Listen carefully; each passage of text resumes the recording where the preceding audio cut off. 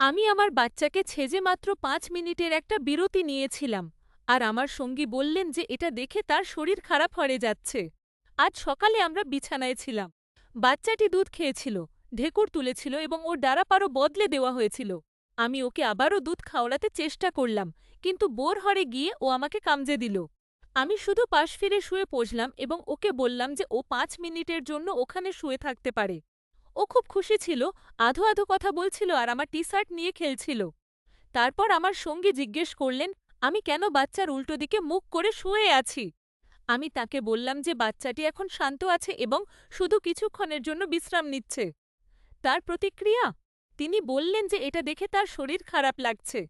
সত্যি বলতে আমার সঙ্গী সাধারণত খুব ভালো।